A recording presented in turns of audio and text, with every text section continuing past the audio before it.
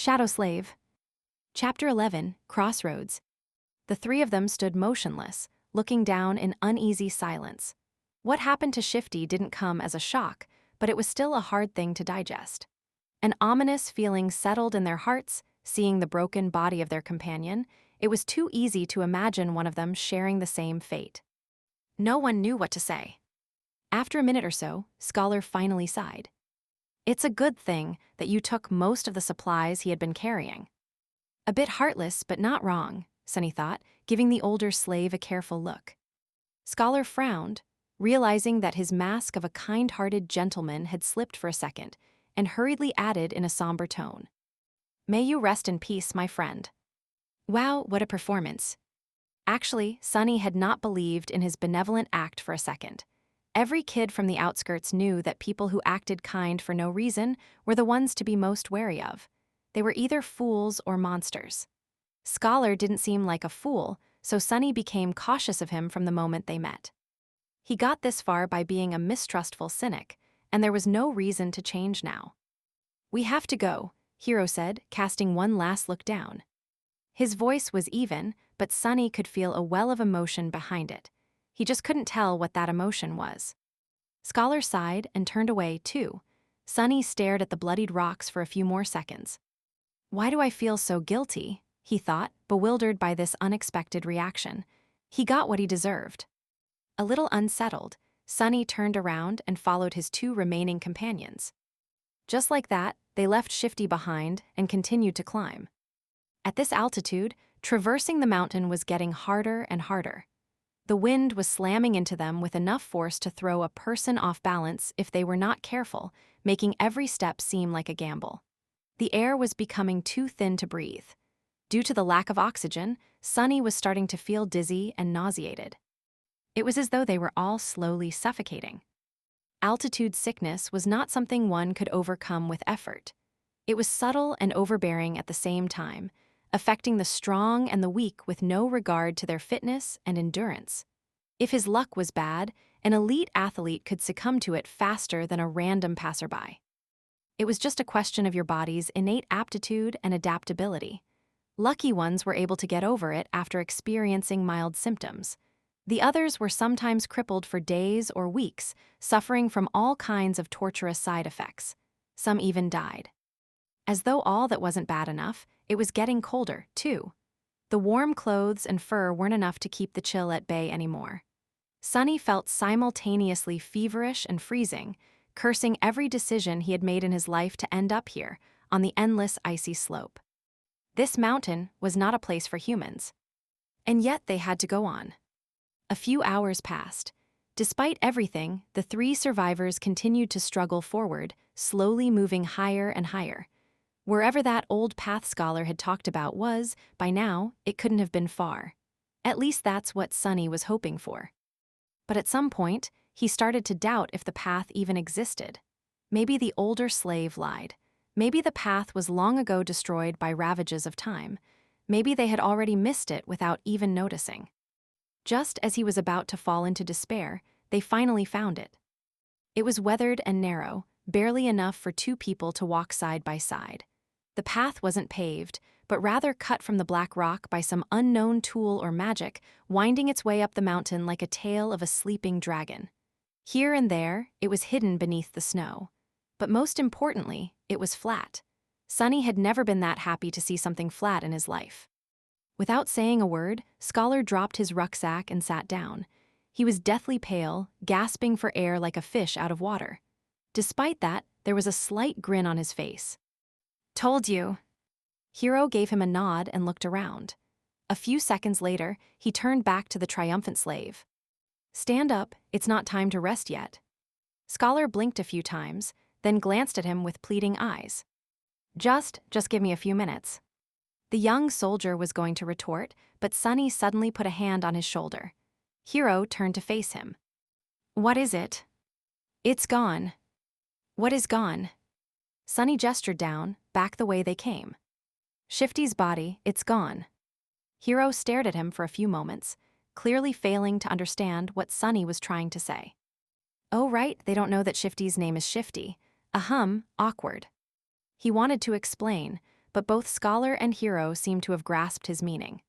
Simultaneously, they moved to the edge of the stone path and looked down, trying to spot the place where Shifty had met his end.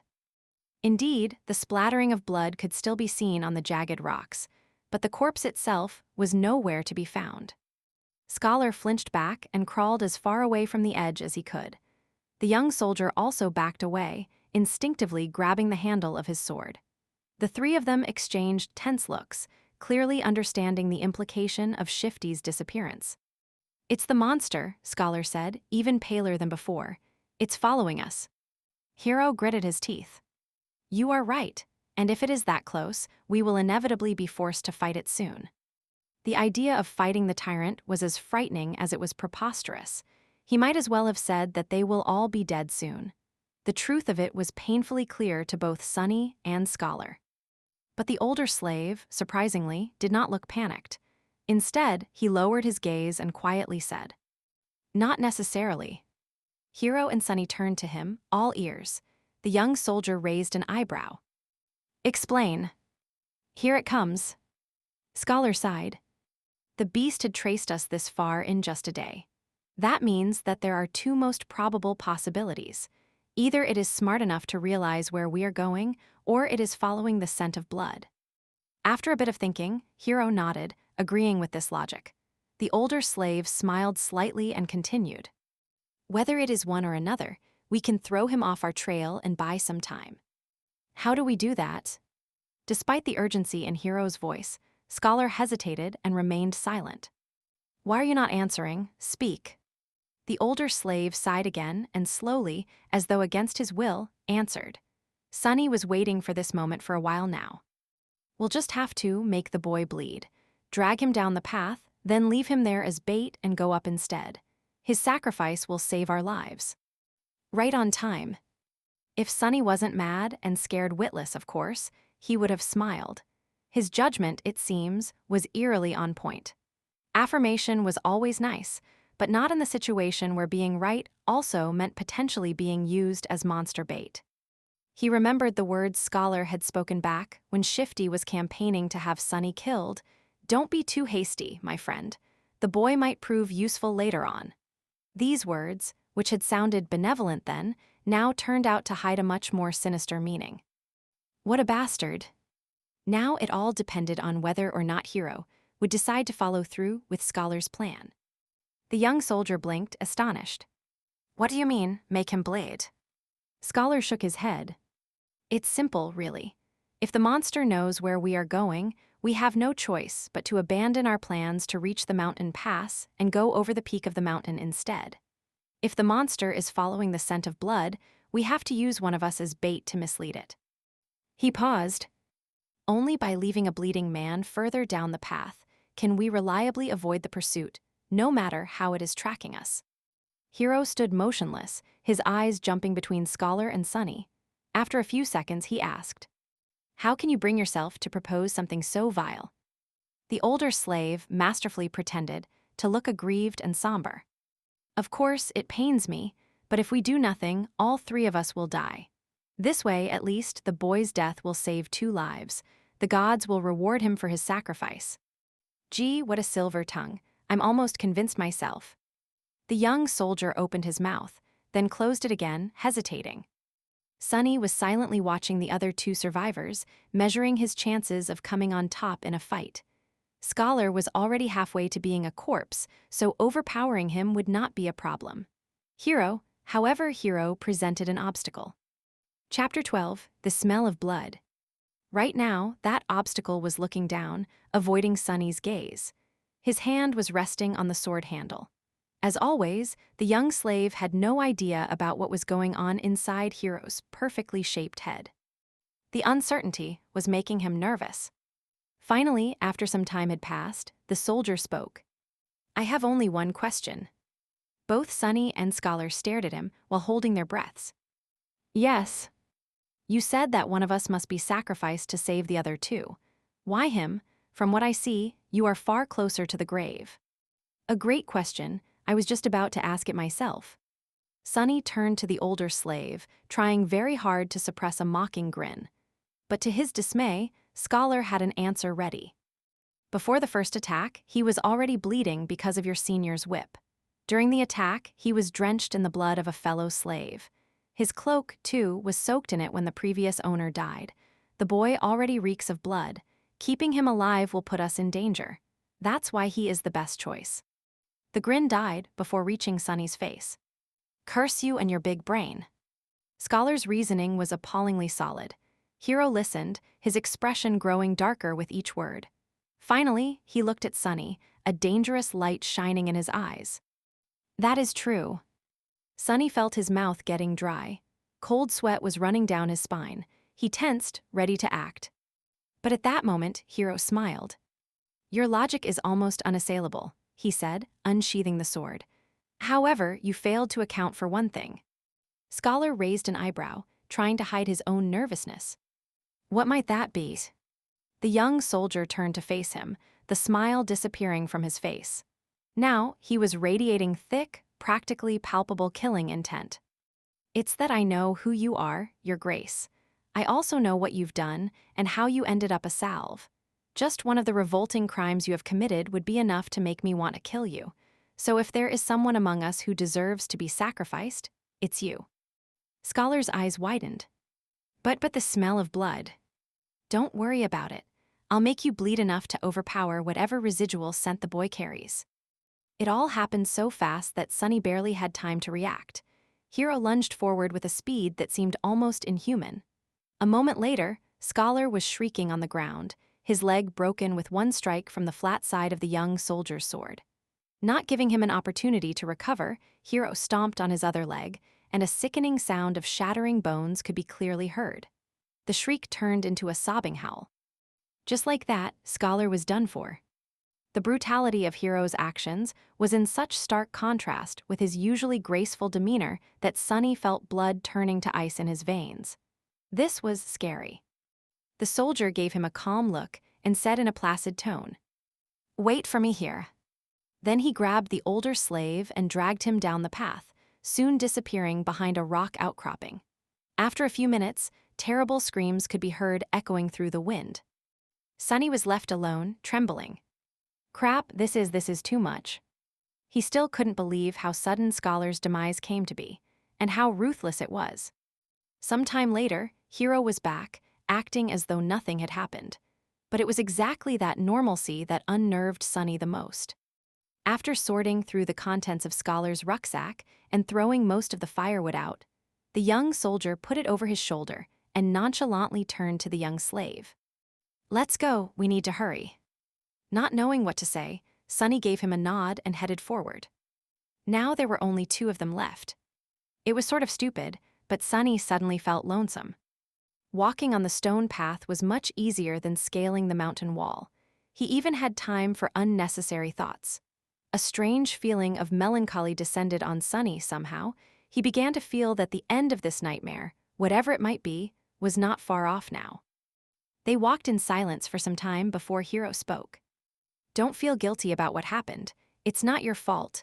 The decision was mine and mine alone." The young soldier was a few steps ahead, so Sunny couldn't see his face. "Besides, if you knew this man's sins, actually, it's better that you don't. Just trust me when I say that killing him was an act of justice." I wonder which one of us feels guilty. These people, always trying to rationalize their actions, always desperate to maintain an illusion of righteousness even while doing most foul things. Sunny hated the hypocrisy. Not getting an answer, Hero chuckled. "You don't like to talk, do you? Well, fair enough, silence is gold." They didn't speak again after that, each preoccupied with their own thoughts. The sun was setting, painting the world into a million shades of crimson. This high up, the air was clean and crisp, pierced by streams of scarlet light. Below them, a sea of maroon clouds was slowly rolling past the mountain. The stars and the moon had begun to reveal themselves in the vermilion sky. It was quite beautiful. However, Sunny could only think about how cold it was going to be once the sun fully disappears. Before that happened, Hero had found them a shelter. Not far from the path, hidden behind some tall rocks, was a narrow crevice that extended into the slope of the mountain. Happy to be safe from the piercing wind, they explored the crevice and ended up in a small, well-concealed cave. Sunny made a move to unbundle some firewood, but Hero stopped him with a shake of his head. Today we will camp without making a fire. The beast is too close. Camping without the warm flames to keep them company was not going to be pleasant, but at least they weren't going to freeze to death inside the cave. In any case, the alternative was too frightening. Sunny sat down, putting his back against the cave's wall. Hero settled opposite of him, looking downcast and thoughtful. He was obviously in a strange mood. If nothing else, it was apparent from the fact that today, for the first time, the young soldier had failed to care for his sword after making camp. Soon, the sun was gone, and their small cave became completely dark. Sunny, of course, could still see perfectly well. Hero, on the other hand, was now completely blind. In the darkness, his handsome face looked noble and, for some reason, sorrowful. Sunny studied it, not willing to fall asleep. After a while, Hero suddenly spoke in a quiet voice. "You know, it's strange. Usually I can feel someone's presence even in absolute darkness. But with you, there's nothing. It's like you are just one of the shadows." With only silence to answer him, he smiled. "Are you asleep?" The question echoed in the darkness. Sunny, who had never spoken with Hero unless there was an urgent need to, and even then only using a few words at best, felt like there was a strange intimacy between them now. That's why he decided to talk. Maybe the darkness gave him courage. Besides, there was an occasion. "Why, are you waiting for me to fall asleep before you kill me, or will you do it in the morning?" Chapter 13, Moment of Truth. The smile froze on Hero's face. He lowered his head as though in shame. After a minute or so passed, shrouded in heavy silence, he finally answered. "Yes, I thought that if I do it when you sleep, you won't have to suffer." Unseen to him, a bitter grin appeared on Sunny's face. A long sigh escaped from the young soldier's lips. He rested his back against the cave's wall, still not looking up. "I don't expect you to forgive me. This sin, too, will be mine to bear. But please, if you can, find it in your heart to understand. If things were different, I would have gladly faced that monster to let you escape. But my life does not belong to me alone. There is an unencompassable duty I am sworn to fulfill. Until it's done, I cannot allow myself to die." Sunny laughed. "You people, look at you, planning to kill me and still insisting on having a good excuse. How very convenient. I really hate hypocrites like you the most. Why don't you be honest for once? Don't give me that crap. Just say it. I'm going to kill you because it's easy. I'm going to kill you because I want to survive." Hero closed his eyes, his face full of sadness. "I'm sorry, I knew you wouldn't be able to understand." "What's there to understand?" Sunny leaned forward, anger coursing through his veins. "Tell me, why do I have to die?" The young soldier finally looked up. Even though he couldn't see in the dark, he turned his face in the direction of Sunny's voice. That man was a villain, but he was also right. The scent of blood is too heavy on you, it will attract the beast. You can just let me go, you know. We'll part ways. After that, whether or not the monster finds me won't be your problem." Hero shook his head. "Dying in that creature's maw is too cruel a fate. It's better if I do it myself. You are my responsibility, after all." "How noble of you." Sunny leaned back, dejected. After a short while, he quietly said, "You know, when I just came here, I was ready to die. After all, in this whole world, 2 worlds, actually, there's not a single soul who cares whether I live or die. When I'm gone, no one will be sad. No one will even remember that I existed." There was a forlorn look on his face. A moment later, however, it was gone, replaced by mirth. "But then I changed my mind. Somewhere along the way, I decided to survive. I must survive no matter what." Hero gave him a thoughtful look. "To live a life worth remembering." Sunny grinned. A dark gleam appeared in his eyes. "No, to spite you all." The young soldier was silent for a few moments, then nodded, accepting this answer. He rose to his feet. "Don't worry, I'll make it quick." "Aren't you overly confident? What makes you think you'll be able to kill me? Maybe I'll kill you instead." Hero shook his head. "I doubt that." But in the next second, he staggered and fell on one knee. The young man's face turned deathly pale, and with a pained groan, he suddenly vomited blood. A satisfied smile appeared on Sunny's face. Finally. Hero was standing on his knees, the lower part of his face covered in blood. Astonished, he was staring at his hands, trying to understand what had happened to him. What magic is this? With wide eyes and a pale face, he turned to Sunny. Was that thief right? Did you put the curse of the shadow god on us? Sunny sighed. I wish that I had the ability to throw divine curses around, but no. To tell you the truth, I don't have any abilities at all. Then, how? The young slave shrugged. That's why I poisoned you all. Hero flinched, trying to comprehend his words. What? After the tyrant first attacked, you sent me to search for water. While gathering flagons from the dead soldiers, I squeezed bloodbane juice into each one, except my own, of course. Not enough to taste it, but enough to slowly kill anyone who would drink from them. The soldier gritted his teeth, struggling through pain. A sudden realization appeared on his face. So that's why the other two were in such bad shape. Sunny nodded. Shifty drank the most, so his condition worsened the fastest. Scholar was also not long for this world, but you finished him off before the poison could. Yourself, however, it was as though bloodbane had no effect on you at all. I was really starting to get worried. Hero's face darkened. I see, I understand. He thought about something, then looked at Sunny with surprise. But back then you didn't know that we will turn on you. Sunny just laughed. Oh, please, it was obvious. Shifty was the kind of man who would kill for a pair of boots. Scholar was like a wolf in sheep's clothing. People are selfish and cruel in the best of situations. Was I supposed to believe that those two weren't going to do something terrible to me when faced with certain death? Hero spat more blood. Then, what about me? You, a disdainful expression appeared on Sunny's face. You are the worst of them. Why? Sunny looked at him and leaned forward. I might have not learned much in my short life, but I do know one thing, he said, all traces of humor gone from his voice. Now there was only cold, callous contempt. Sunny's face hardened as he spat. There is nothing more pathetic than a slave who begins to trust his slaver. Hearing these words, Hero lowered his head. I see. Then suddenly he laughed. You are a wicked little shit, aren't you? Sunny rolled his eyes. There's no need to be rude. But Hero wasn't listening to him. Good, this is good. My conscience will be clearer. The young slave sighed in irritation. What are you mumbling about? Just die already. Hero chuckled and suddenly pierced him with a stare. Somehow, he didn't look so sick anymore. You see, that plan would have worked if I was a normal human, but alas, my soul core has awakened long ago. I've slain countless enemies and absorbed their power. Bloodbane poison, unpleasant as it might be, can never kill me. Crap. Sunny turned around and tried to run away, but it was already too late. Something hit him in the back, sending his body crashing into the rock wall. With a scream, he felt a sharp pain piercing his left side.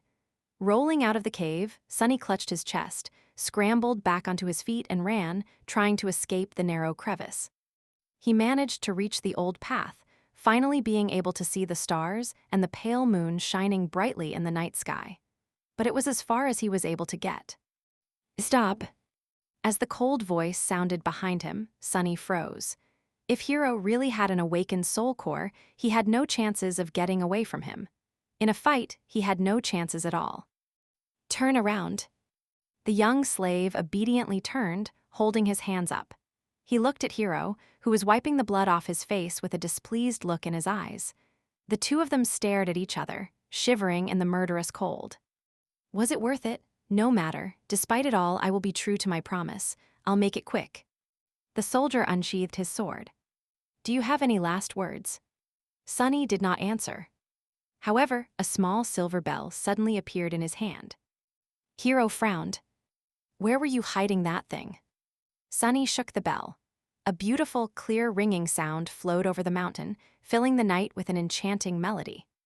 What are you doing? Stop. The young slave dutifully stopped. What was? Right under Hero's bewildered eyes, the silver bell disappeared into thin air.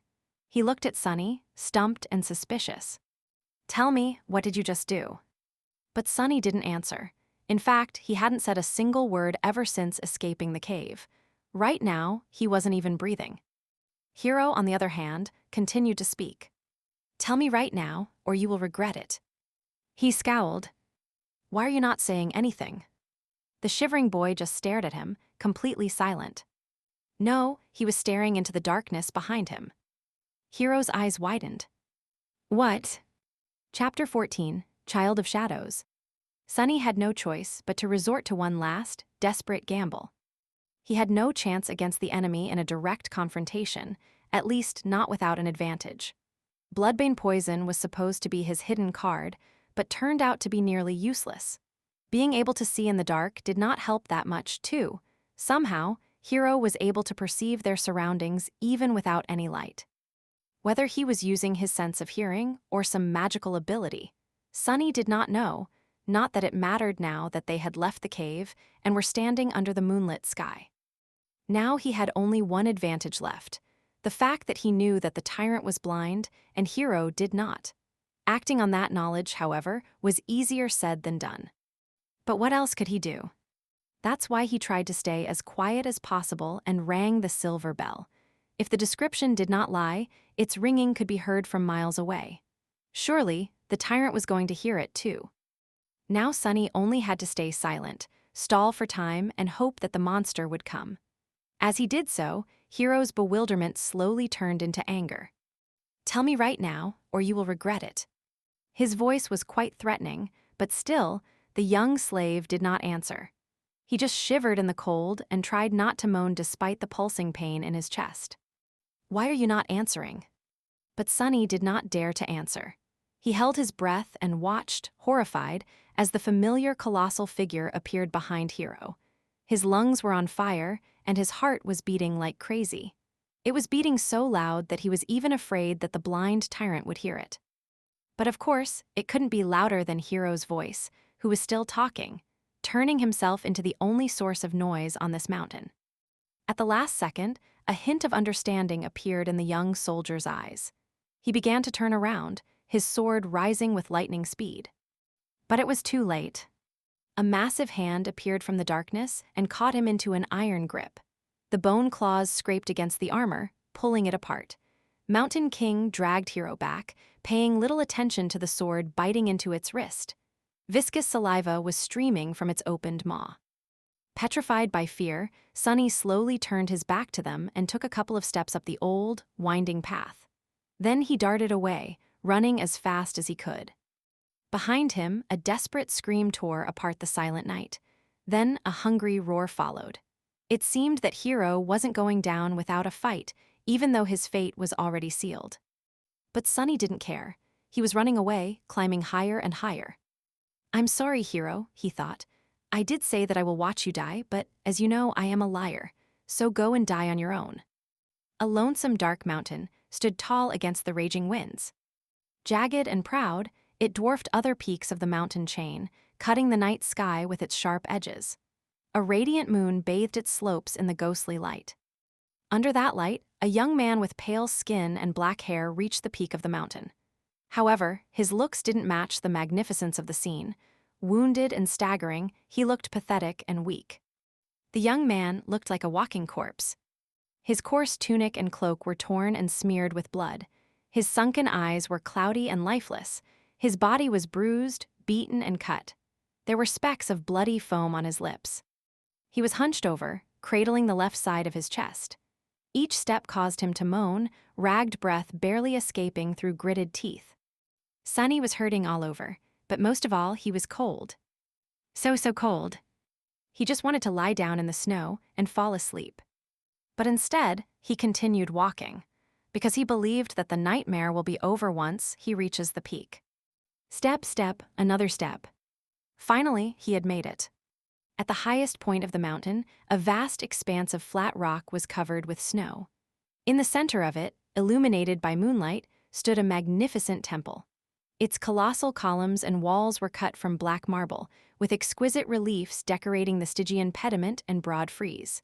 Beautiful and awesome, it looked like a palace of a dark god. At least it did once. Now the temple was in ruins. Fractures and cracks marred the black stones, parts of the roof had collapsed, letting in ice and snow. Its tall gates were broken, as if smashed into pieces by a hand of a giant. Still, Sunny was satisfied. "Found you," he said in a hoarse voice. Gathering the last of his strength, the young slave slowly limped in the direction of the ruined temple. His thoughts were muddled and confused. "See this, hero?" he thought, forgetting for a second that Hero was already dead.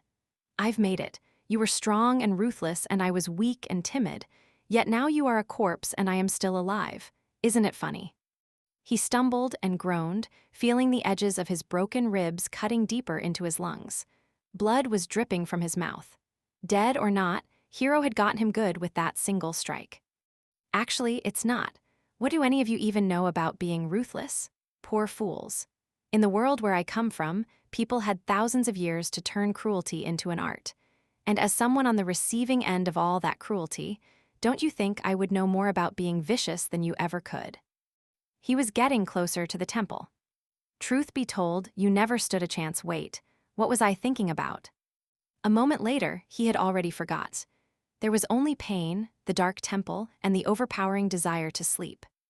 "Don't fall for it, it's just hypothermia. If you fall asleep, you'll die."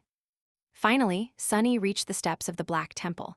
He started to climb them, not noticing thousands of bones that were scattered around. These bones once belonged to humans and monsters both. All of them were killed by the invisible guardians still lingering around the temple. As Sunny was climbing the steps, one of the shapeless guardians approached him. It was ready to snuff out the spark of life that was burning weakly in the defiler's chest, but then stopped, sensing a faint, strangely familiar scent coming from his soul. The scent of divinity. Sorrowful and lonesome, the guardian moved aside, letting Sunny pass. Oblivious, he entered the temple. Sunny found himself in a grandiose hall. Cascades of moonlight were falling through the holes in the partially collapsed roof. Deep shadows were surrounding these circles of silver light, not daring to touch them. The floor was covered in snow and ice. At the far end of the hall, a large altar was cut from a single piece of black marble. It was the only thing inside the temple untouched by snow.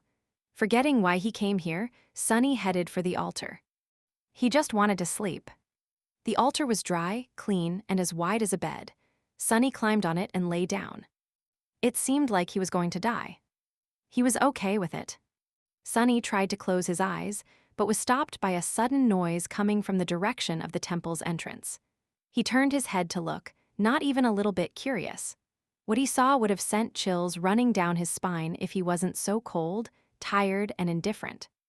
Mountain King was standing there, looking at him with its 5 blind eyes.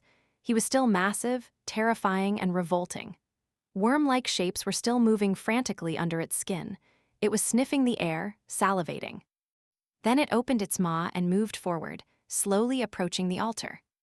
What an ugly bastard, Sunny thought and suddenly clutched his chest, convulsing in a fit of torturous coughing. Bloody foam flew from his mouth and fell on the altar. However, the black marble soon absorbed it. A second later, it was as pristine as it was before. The tyrant was just about to reach Sunny. It was already stretching its hands to grab him. "I guess this is the end," he thought, resigned to his fate. But at the last second, suddenly, the voice of the spell resounded in the dark temple. "You have offered yourself as a sacrifice to the gods. The gods are dead and cannot hear you. Your soul bears the mark of divinity. You are a temple slave. Shadow God stirs in his eternal slumber. He sends a blessing from beyond the grave. Child of shadows, receive your blessing." Under Sunny's astonished eyes, the shadows crowding the great hall suddenly moved, as though coming alive. Tentacles of darkness surged forward, entangling Mountain King's arms and legs. The mighty tyrant struggled, trying to get free. But how could it resist the power of a god? The shadows dragged Mountain King back, pulling in different directions. The tyrant opened its maw, and a furious howl escaped it. The next second, its body ruptured, torn apart into pieces. Blood, viscera, and severed limbs fell on the floor in a crimson torrent. Just like that, the horrible creature was dead. Sunny blinked. Once again, he was alone in the ruined temple.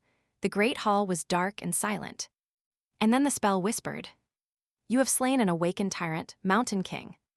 Wake up, Sunless, your nightmare is over. Prepare for appraisal." Chapter 15, Shadow Slave. Prepare for appraisal. Sunny found himself in a space between dream and reality. It was an endless black void illuminated by a myriad of stars. Between those stars, countless strings of silver light were woven into a beautiful and inconceivably complex net, forming various nexuses and constellations.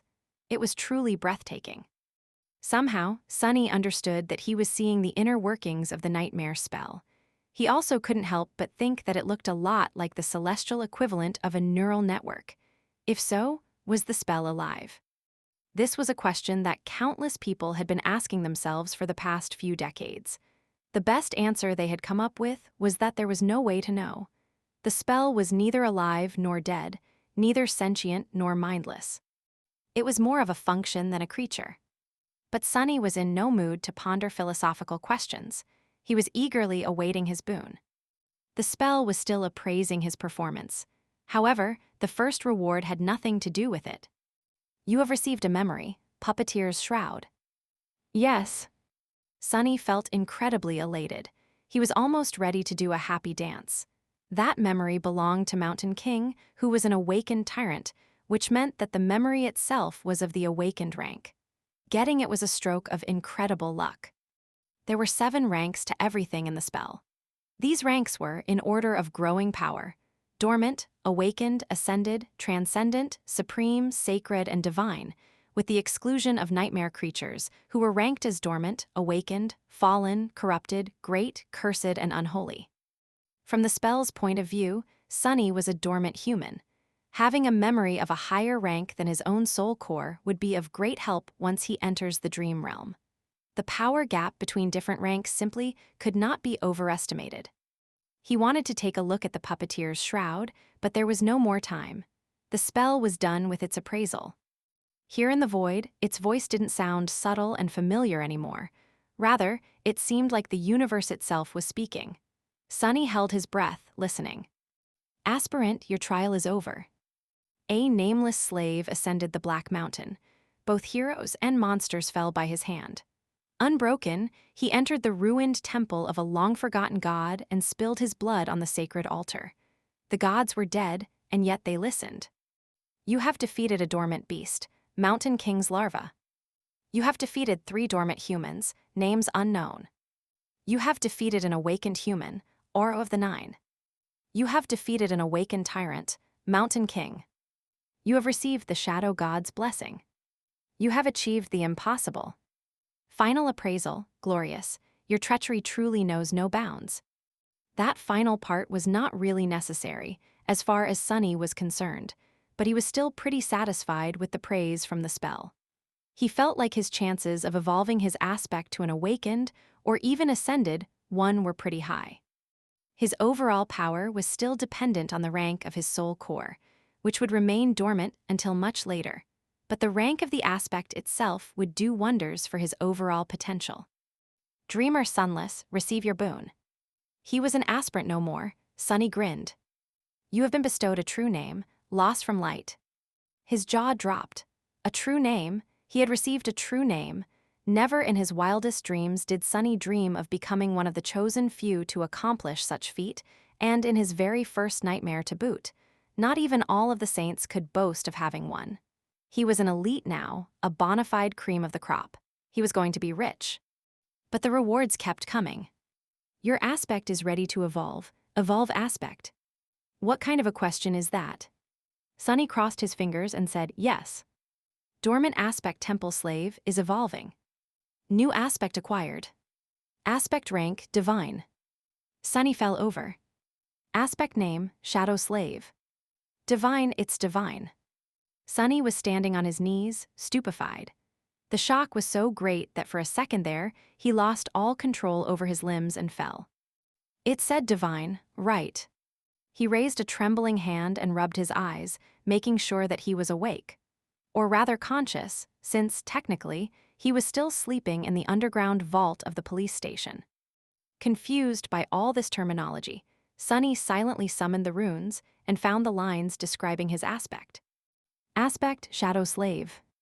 Aspect rank, divine. Aspect description, you are a miraculous shadow left behind by a dead god. As a divine shadow, you possess plenty of strange and wondrous powers. However, your existence is empty and lonesome.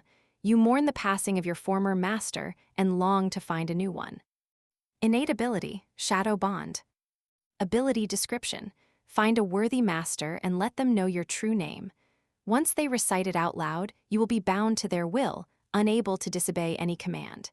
It is improper for a shadow, let alone a divine one, to walk around without a master. That was a lot to digest. First of all, Sunny felt his heart beating faster. He heard it right. All the suffering and horror he had experienced in the first nightmare paid off in the end. A divine aspect, he had received a divine aspect. Anything above awakened was rare and immensely valuable. People with ascended aspects were rare enough to be fought over by various factions. The factions themselves were built around singular powerhouses with transcendent or supreme aspects, and he had never, ever heard of anyone acquiring a divine one. Never. Anything with the divine prefix was so hard to find that it mostly lived in the realm of myths and legends. After all, the human race had not reached that high yet. It was only slightly more than a decade since humans managed to finally conquer the third nightmare and receive the ability to evolve their cores to transcendent rank.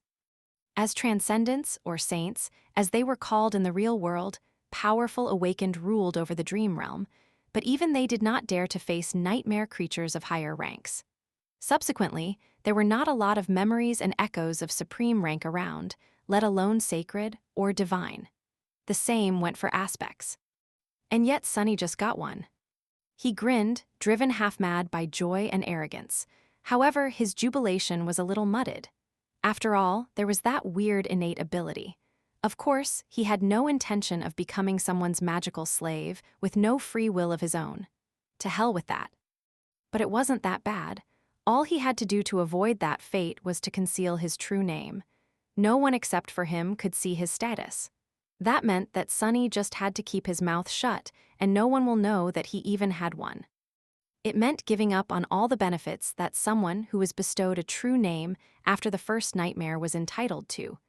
But it all paled in comparison with a divine aspect. Not a problem, Sunny thought with a smirk. If the spell had the ability to laugh, it would surely do so after hearing his thoughts. However, it didn't. Instead, it began to speak again. The first seal is broken. Awakening dormant powers.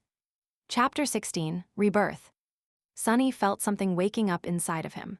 With a startled cry, he clutched his chest and stared into the darkness, trying to understand what was happening. The feeling was not painful or unpleasant, yet it was like nothing he had ever experienced.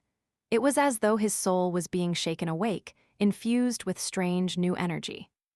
However, that energy did not come from some outside source.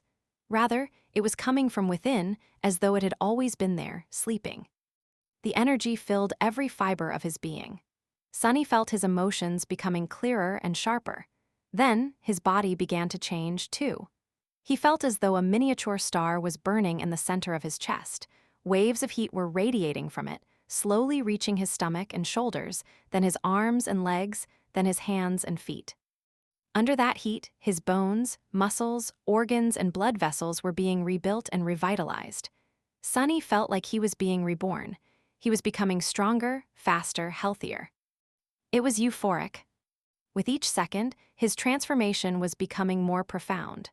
New confidence settled in Sunny's heart. He was not a weak, frail street kid anymore. He was not as vulnerable against anyone who would wish to bully him as he was in the past. With his powers awakened, and his will tempered by the horrors of the first nightmare, he was now someone you would not want to cross. After some time had passed, the star burning in his chest finally cooled down. The heat was replaced with a soothing coldness. That coldness washed over Sunny's body, taking away all the aches and discomforts that had been accumulated there over the years. Then it moved up, reaching his brain and, finally, his eyes. His vision strangely doubled. He could still see the void populated by an endless pattern of stars, but he could also see something different. A silent, calm, dark sea illuminated by a lonely black sun. From his previous knowledge, Sunny knew that this was his so-called Sea of Soul, but he also knew that it was supposed to look quite different. For starters, it was supposed to be much more lively. The star hanging above, the visual representation of his soul core, was supposed to be burning with bright light, filling the soul sea with a warm, blinding shining. However, Sunny's soul was dark and lightless. That's strange. He took a look at the black sun. At a closer examination, it actually turned out to be transparent. It's just that with no other major source of light around, the star had appeared to be as dark as its surroundings. Also, no one was supposed to be here except for him. It was his soul, after all. But Sunny had a nagging feeling that somewhere just beyond the periphery of his vision, hidden in the darkness, shapeless forms were constantly moving. No matter how he turned his head, he couldn't catch a clear glimpse of them. And yet the feeling would not go away. Not wishing to waste any more time on this right now, Sunny turned back to the black sun and finally spotted two spheres of light orbiting around it, as though caught in the soul core's gravity well. A subtle smile appeared on his face. These were his memories, Silver Bell and Pupitar's shroud. Later, there would be dozens of such spheres here. If he was lucky, he would even acquire an echo or two. The spell's voice suddenly pulled him out of the sea of soul. Awakening aspect ability. This is it, the moment of truth, Sunny thought. Divine aspect or not, his immediate future still depended on the first aspect ability he would receive. His role in the dream realm would be based on its characteristics. If it was a combat ability, he would be most useful on the front lines of the bloody battles against the nightmare creatures. If it was tied to sorcery, he would likely become a powerful, but fragile ranged fighter. If it was something having to do with utility, he would be a vitally important part of the behind-the-scenes workings of the dream realm. Utility abilities were also extremely valued in the real world, where Awakened performed many tasks that kept it going. If he was lucky, he could even become a healer. Healers were very rare and as such, sought-after specialists. Aspect ability acquired. Aspect ability name, Shadow Control. Sunny hurriedly summoned the runes.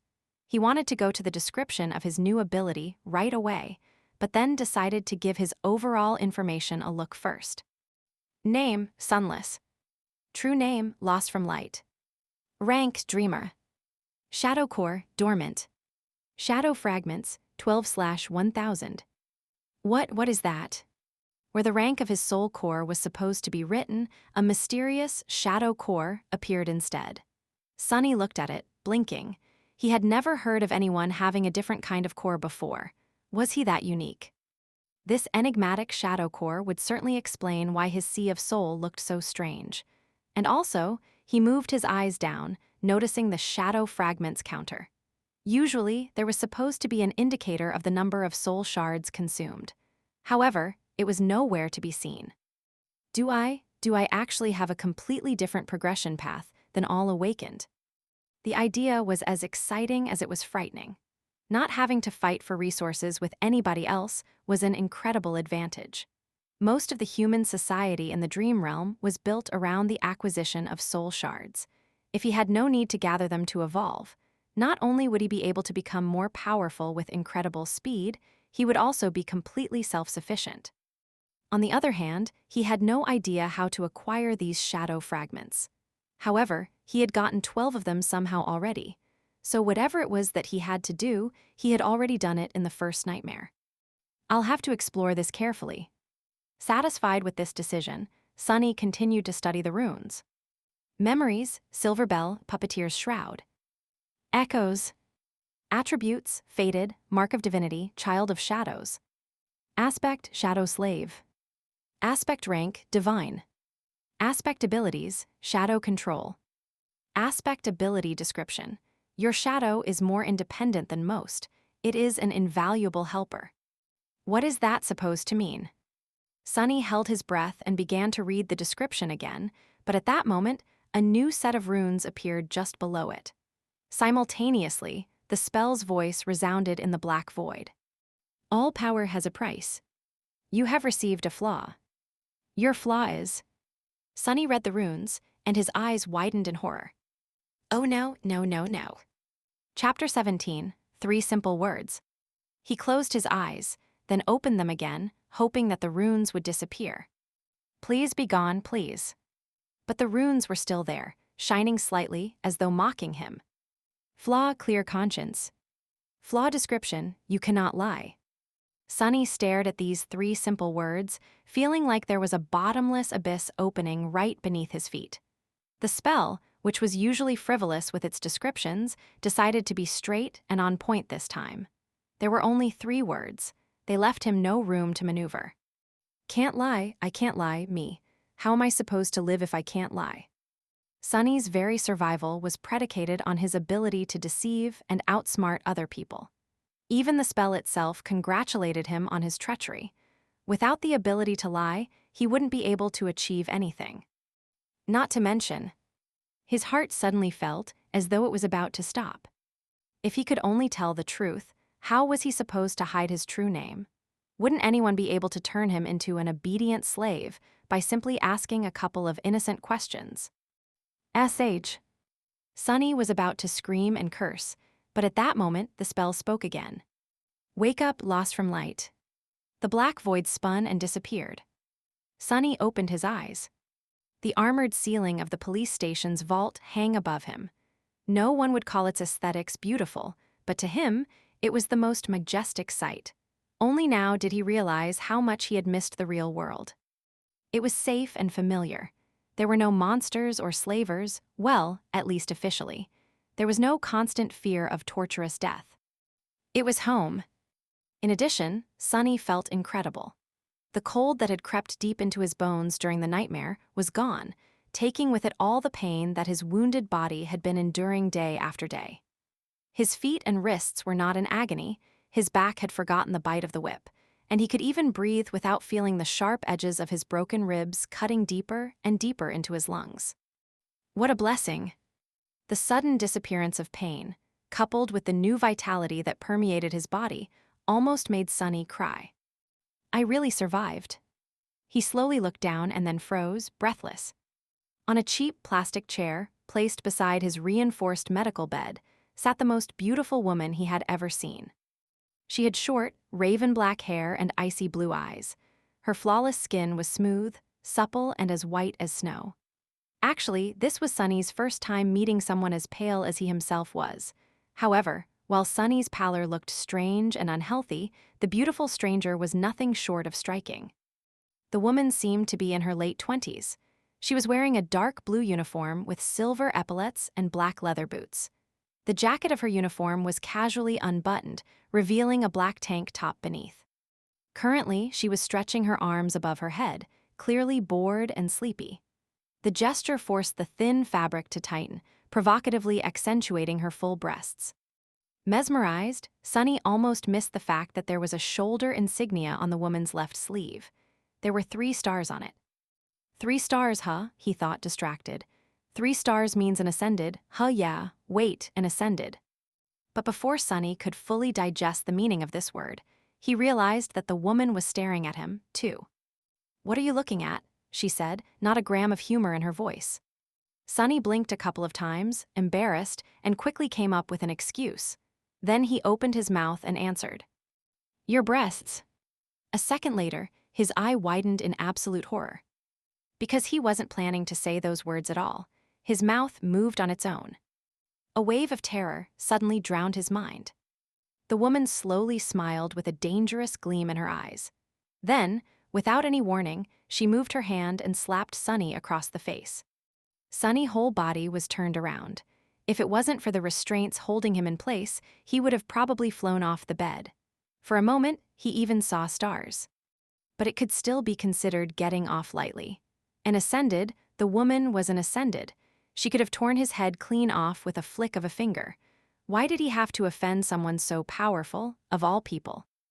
Meanwhile, the woman cleared her throat and crossed her arms. Are you awake now?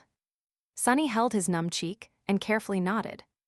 Good, let me give you a piece of advice. Don't just say anything that comes to your mind, especially to girls. It's not like you haven't seen a girl before, right? Say thank you, I definitely will not, Sunny thought.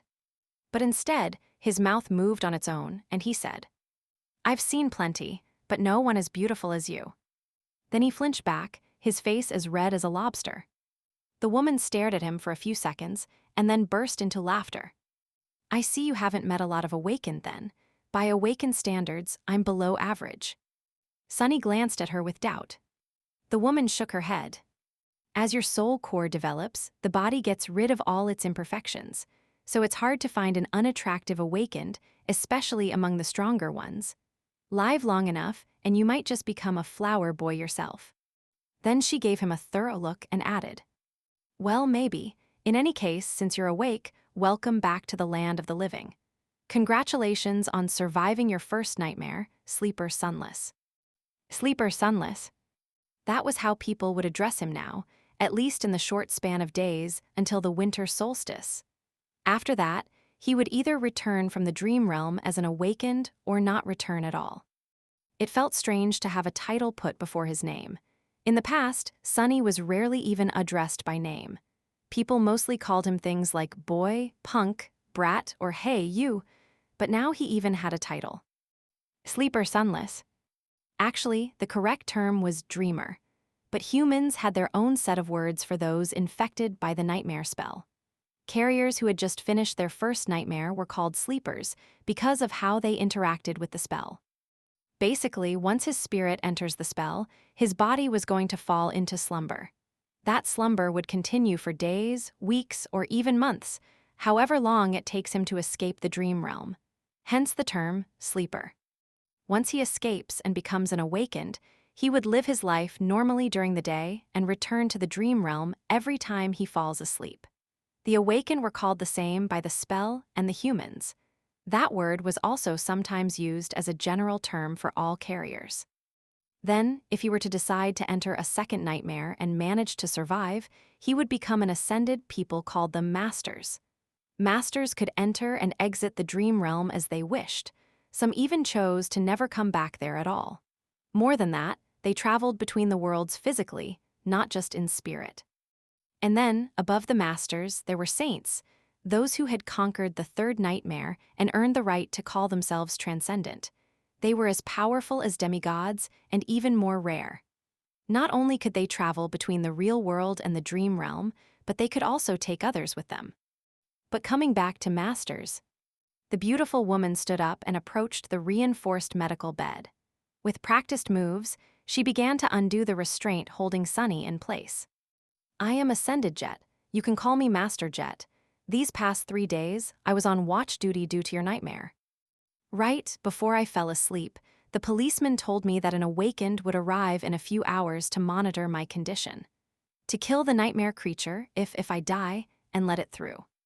Sunny was unwilling to open his mouth, terrified that all sorts of truths would come spilling out. But there were things he simply had to know. Master Jet, I have a question.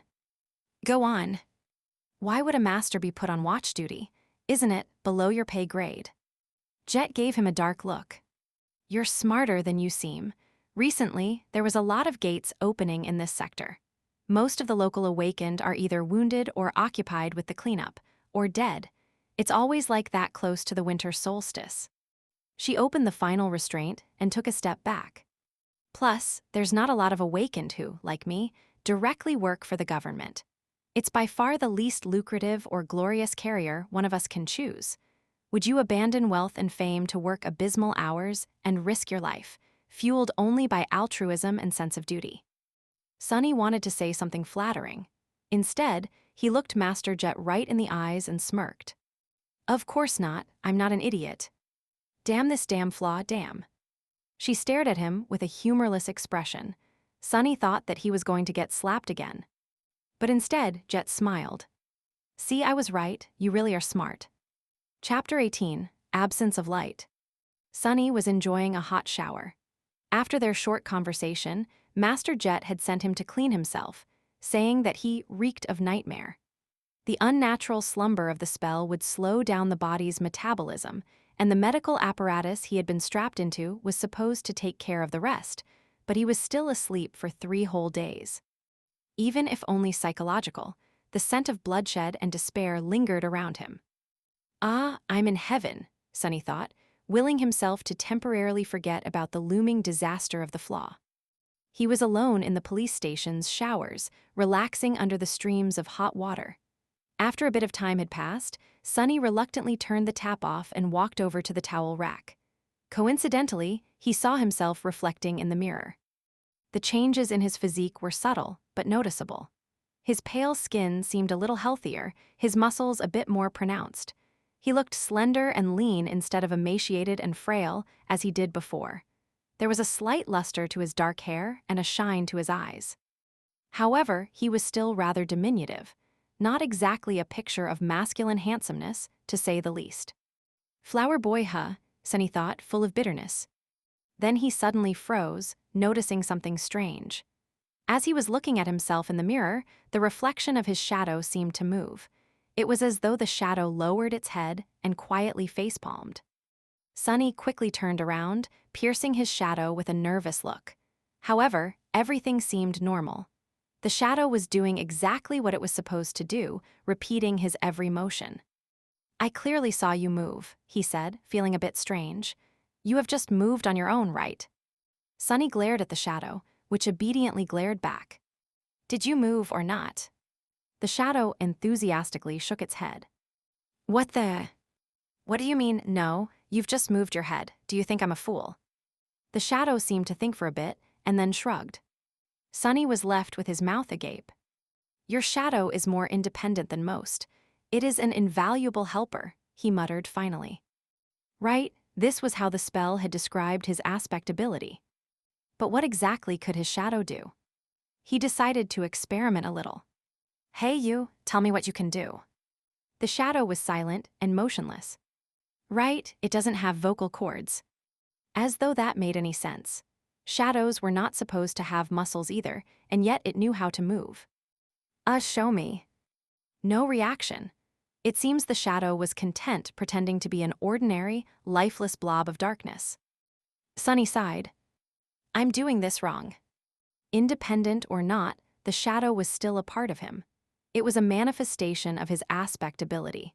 So instead of asking the shadow, he really should have been asking himself. "Not going to talk, are you?" Sunny closed his eyes and directed his perception within, exploring himself for the first time since returning to the real world. He felt the beating of his heart, the steady rising of his chest, the slight chill of the shower room.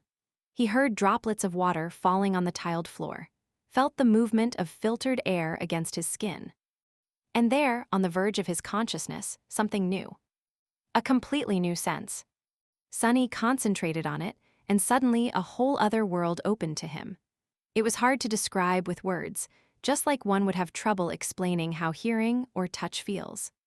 It was as though he could communicate with vast forms that crowded around him and receive an understanding of both their own shape and the surrounding space, guided by the different degrees of pressure they exerted on his mind and each other. That understanding came naturally and instantaneously, like an instinct. These forms were shadows, and among them, one, not the largest one, but the deepest, didn't feel like an external entity. It was like a part of his soul. Once Sunny grasped the feeling of it, he could sense the shadow just like he sensed his limbs. The only thing was that his limbs were made out of flesh, and the shadow was made from the absence of light. Sunny opened his eyes and looked at the shadow. Then, with a thought, he willed it to raise an arm. The shadow raised an arm. He willed it to sit, stand, turn around, kick. Then he willed it to change shape, turning into a circle, then a line, then a monster. And finally, back to his own silhouette. The shadow was mercurial and fluid like water. The only constant was its size. How about that?" The shadow pouted, then reluctantly raised its thumbs. "But how are you useful?" He willed the shadow to strike the towel rack. It obediently moved and delivered a powerful kick. Of course, since it was just a shadow, its leg passed over the towels harmlessly, not even causing them to sway a little. "Is that all you can do?" In his mind, the image of shadow tentacles tearing the mighty tyrant into little pieces cracked and shattered mercilessly. It seemed he would not be competing with Shadow God anytime soon. "How regretful." The shadow looked at him with disdain. Then it shrugged and stopped moving altogether, clearly offended. Sunny sighed and took a towel off the rack. "All right, I will explore it later." A few minutes after that, he was wearing a clean police-issued tracksuit and heading for the cafeteria. Master Jet was waiting for him at one of the tables, with 2 trays full of steaming synthetic food in front of her. "Help yourself." Sunny glanced at the cheap gruel, which was not so different from the stuff he used to consume in the outskirts, and sighed. Somehow, he had expected his first meal after becoming a sleeper to be more lavish. Still, it was food. He sat down and began to wolf down the gruel ravenously. He was very, very hungry. In the process, his thoughts began to wander. Sunny stole a glance at Jet and wondered. The spell told him to find a master, and the next thing he knew there was a woman calling herself master right in front of him. He tried to imagine being an obedient slave to someone like her. Weird thoughts started to appear in his mind. "You know what, Sunny?" he thought with dark irony. "Knowing your luck, this would be a perfect moment for her to ask. What are you thinking about?" Sunny choked on the gruel. He felt his mouth beginning to open and put all of his will into staying silent. A second passed without him saying anything. Then a weird pressure appeared in his mind, which soon turned into blinding pain. He endured it for a couple more seconds before giving up. "I was thinking that it would be a perfect moment for you to ask me about what I am thinking," he finally said. Jet gave him a weird look. "All right, are you almost finished with your food?" Sunny nodded. "Then I'll begin. As per protocol, I am obligated to inform you of a few things. It is mostly a formality. First of all, concerning your nightmare." She glanced at him and sighed. "You are entitled to receive free psychological counseling. No matter what traumatic experience you have encountered, there is no shame in asking for help. Your mind is as important as your body. It's only right to keep it healthy. Are you interested?" Sunny shook his head. Jet shrugged and continued. "As you wish, you can also talk to me. Was it very hard?" How could he answer? It was simultaneously much worse than I expected, and exactly as bad as I expected. She nodded, satisfied with that explanation. "That's a good attitude. I won't pry any further. Us outskirt rats are way more resilient than people think." Sunny looked at her in surprise. "Master Jet, you grew up in the outskirts." She grinned. "What? You can't tell because of my exquisite manners and polished exterior." He blinked a couple of times, surprised. "I couldn't tell at all." After thinking for a while, he added, "Are there a lot of people like us among the awakened?" Jet's smile disappeared. "No, there's not. In fact, they can be counted on one hand." As expected, odds were really stacked against people like them. That made the 3 stars on Jet's insignia even more exceptional. "One day, I'll be a master too. If she can do it, why can't I?" "So, what happens now? What else are you obligated to tell me?" Sunny had no idea what he was supposed to do after leaving the police station. The winter solstice was just several weeks away. Jet leaned back and answered. "That's basically it. There are some additional hoops to jump through, mostly having to do with your family, but, well, I've read your file, so I know it doesn't apply. The only thing left is to decide how you will be preparing for your first journey into the dream realm." She looked at her communicator and grimaced. "I must say, your luck is exceptionally bad. There's not a lot of time at all. First of all, you are free to do what you want. No one is forcing you to make a certain decision. That is to say, you can choose to prepare on your own or not prepare at all. Party until the lights go out." Sunny was not very well versed in partying. "However, I would advise against that. As a sleeper, you are also entitled to enroll in the Awakened Academy. You'll be provided with food, lodging, and a wide choice of preparatory classes. This late into the year, you won't be able to learn a lot, but it's better than nothing." She was silent for a few seconds, then added, "More importantly, you will get acquainted with most of the people who will enter the dream realm with you. Some of them might become your companions for life. And some may end up trying to end that life once we're inside the spell," Sunny added, reading between the lines of what Master Jet had said. "So, what do you say? Do you want me to take you to the academy?" Sunny thought about it. Strangely, his flaw was silent, not forcing him to answer one way or the other. "Is it because I haven't made up my mind yet?" Finally, he looked down at his empty tray and made a decision. "Free lodging and food, you say?" "Yeah, I want to go to the academy." Chapter 19, Crossing the Bridge. Sunny was standing in front of the massive, seemingly indestructible red gates of the Awakened Academy. The academy was, in fact, a city within the city. It was built like a fortress, with a high wall made of hard alloy, deep moat, and numerous large-caliber turrets which were placed in certain positions to create a deadly air suppression dome. No nightmare creature, not even colossal titans, were supposed to be able to break through its defenses. It was a legendary place. Actually, many of the most popular webtoons, youth dramas, and novels took place right behind that wall. Adventures, rivalries, and romantic entanglements of the young awakened heroes were the mainstream theme of modern entertainment. Never in his wildest dreams did Sunny imagine actually becoming one of these heroes. Of course, how things really were differed a lot from how it was portrayed in the media. More than that, he had only 4 weeks to spend here before venturing into the dream realm. Even if he wanted to, there was not enough time for any type of entanglement, and he definitely did not want to. He had to learn how to survive, not waste time on such nonsense. The snow was slowly falling to the ground. It was cold and silent in front of the academy gates. Except for Sunny, there was only one other person, another new sleeper, if he had to guess. It was a tall, slender girl of around his age, with clear gray eyes and a detached look on her face. She had strange, silver-white hair that was cut short and neatly parted to the side. Just like him, she was dressed in a police-issued tracksuit and had no personal belongings with her. On her head, there was a pair of old-fashioned headphones. She was calmly listening to music while they waited. There was a certain vibe to the silver-haired girl. It was sort of as though she was apart from the world. She looked confident and self-sufficient, but also a bit lonely. Sunny wasn't going to start a conversation. Who knew what kind of situation he would put himself in due to that damn flaw? It was better to keep to himself. He glanced at the girl and sighed. I wonder what flaw does she have?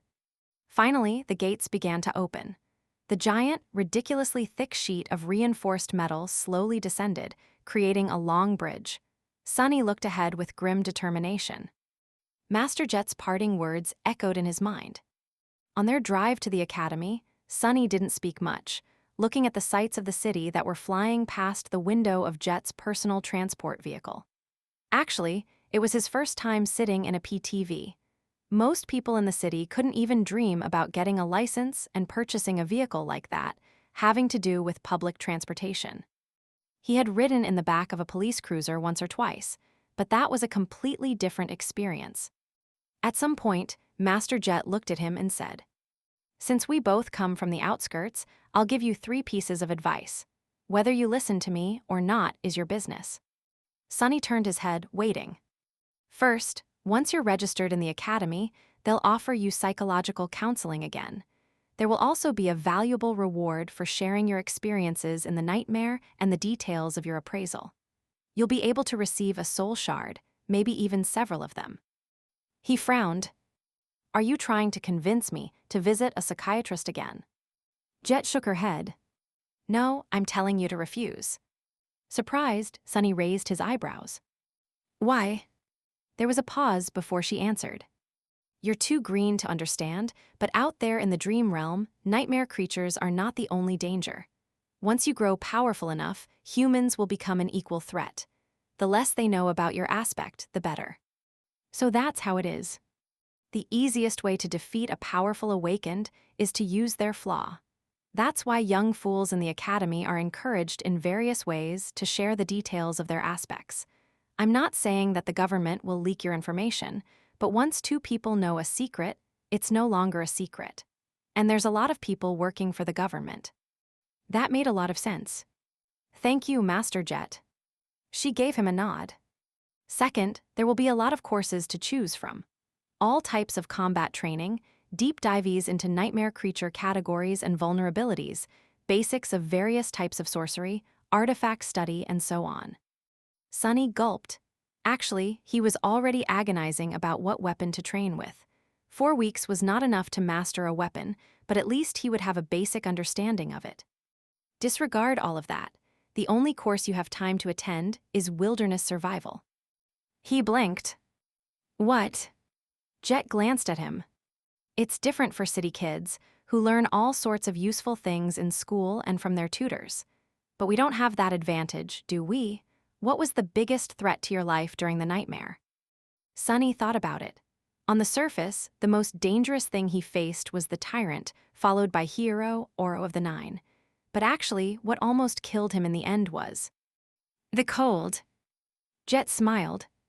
Smart, you only know how to survive in the city, but the dream realm is mostly made of wilderness.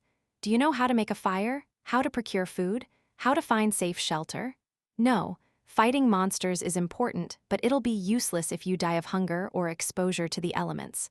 Trust me, I've learned it the hard way. Sunny nodded, angry at himself. It was so obvious, yet he never even thought about these seemingly simple things. He was blinded by his past habits and experience. Human brains were like that. Once accustomed to a certain way of living, it was hard to see past the already familiar routines. It was lazy thinking at its worst. At that point, Master Jet had stopped the car and opened the door, getting out. Sunny followed her and was momentarily stunned, staring at the colossal metal gates in front of them. This was the famous Awakened Academy. After a few seconds, he shook off his amazement and turned to his senior. "This is as far as I go," she said, looking cheerlessly at the walls of the academy. "I've already notified them. Someone will come fetch you in a while." There was something dark in the depths of her icy blue eyes. Sunny suddenly felt a cold feeling spreading through his body. "What's the third advice?" Master Jet glanced at him, then sighed. "Remember, no one can survive in the dream realm alone. That's not an opinion, that's a fact. Try to get along with your peers, even if they don't treat you well. It might save your life." Then she suddenly smiled and patted him on the shoulder. "You've done well to survive until now. Make sure to keep yourself alive in the future, too." Then she got back into her PTV and drove off. Just like that, she was gone. The end of the metal bridge hit the special grooves in the ground and stopped moving after a set of loud clicks. Sunny looked ahead, wondering what kind of life he was going to be living in the next 4 weeks. Keep your flaw and aspect secret, learn to survive in the wilderness, be nice to other sleepers. It didn't sound too hard. But for some reason, he was sure that these weeks were going to be as challenging as his first nightmare. Or maybe even worse. Seemingly free of such concerns, the silver-haired girl walked forward and stepped on the bridge. Sunny sighed and reluctantly followed. Chapter 20, Outcast Once Again. The sleeper part of the compound was relatively small and situated in the southern part of the academy, surrounded on all sides by training fields and parks. It was a low, modern building constructed with reinforced materials. Like the majority of buildings in the academy, most of it was hidden below the ground, leaving only a couple of floors above it. With its white, pristine alloy walls and wide windows, it must have looked beautiful in the summer, contrasted against all the greenery around. Inside, the building was spacious and well lit.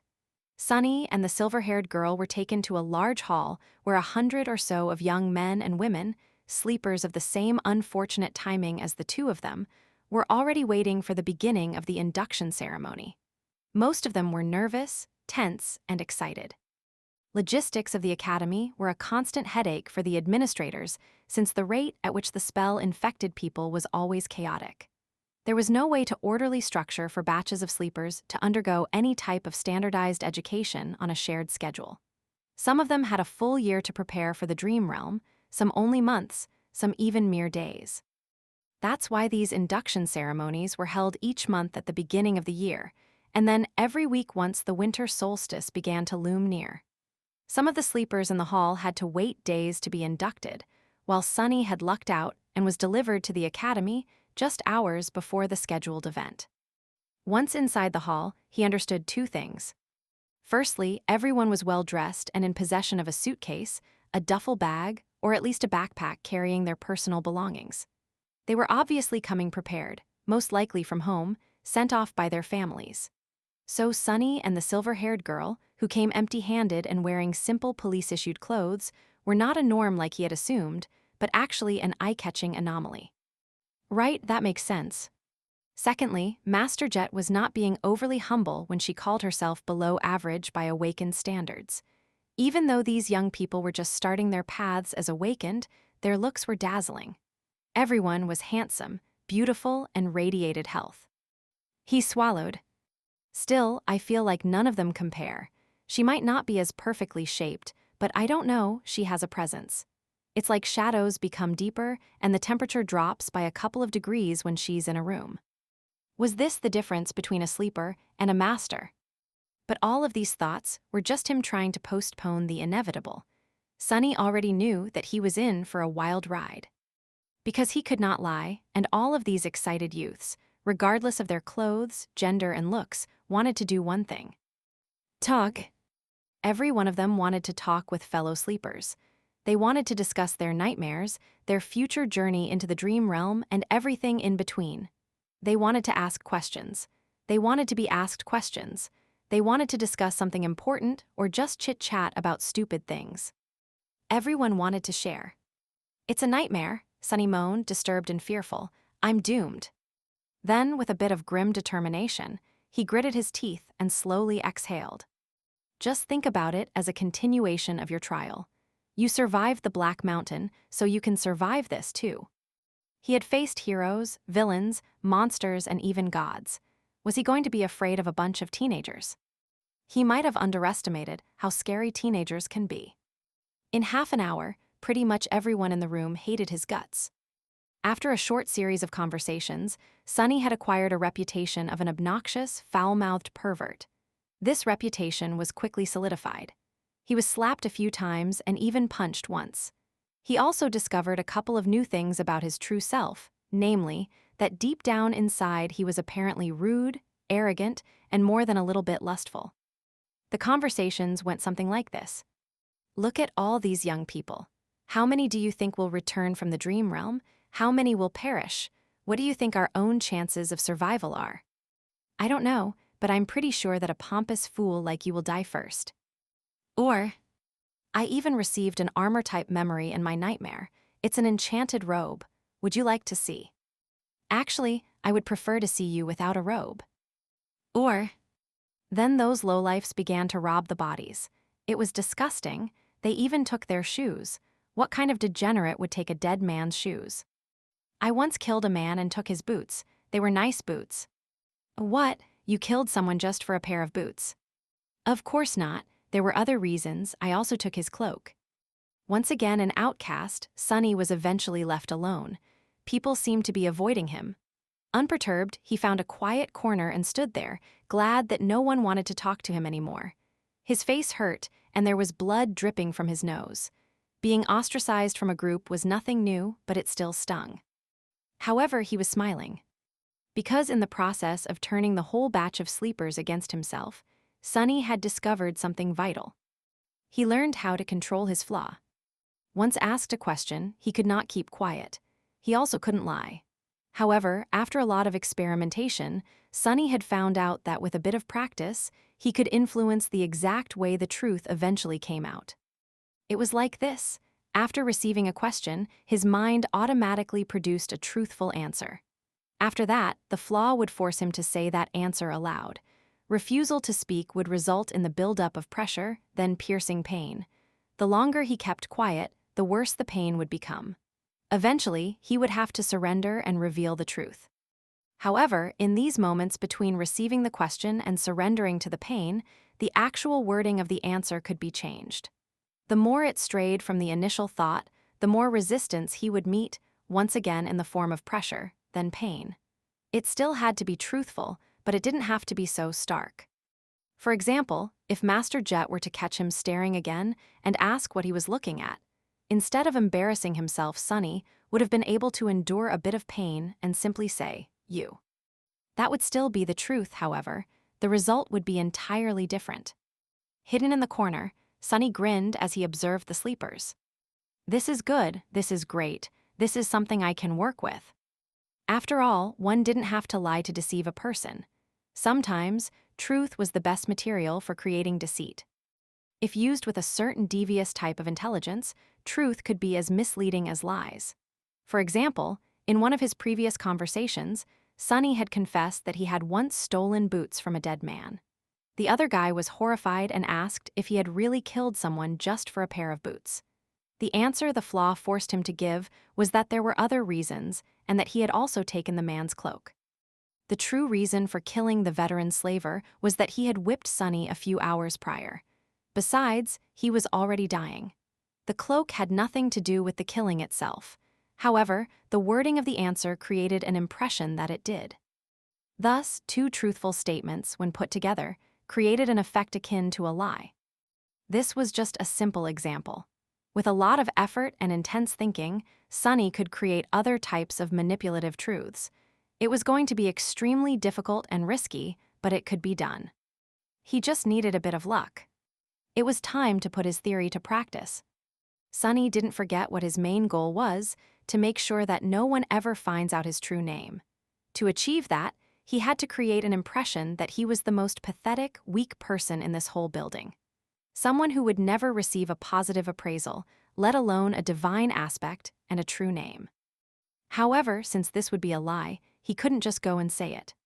So how was he to convince everyone that he definitely did not have a powerful aspect and an impressive record with the spell? His eyes fell on a particular group of sleepers.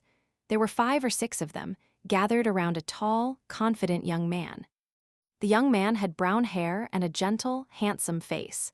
His eyes were green, with a hint of friendly humor. His posture, figure, and attentive gaze betrayed someone who went through extensive training. Everything about the young man screamed of nobility and strength. Just at that moment, one of his companions was saying with a tone of amazement, "Ascended, you have received an ascended aspect. What was your appraisal?" The young man smiled humbly. "Oh, it was excellent." Sunny stopped in front of the group, as though by accident. After hearing the young man's answer, he frowned and looked at him with disdain. Then, with a voice full of utter bewilderment, Sunny said, "Ascended excellent, that's it, what's the big deal?"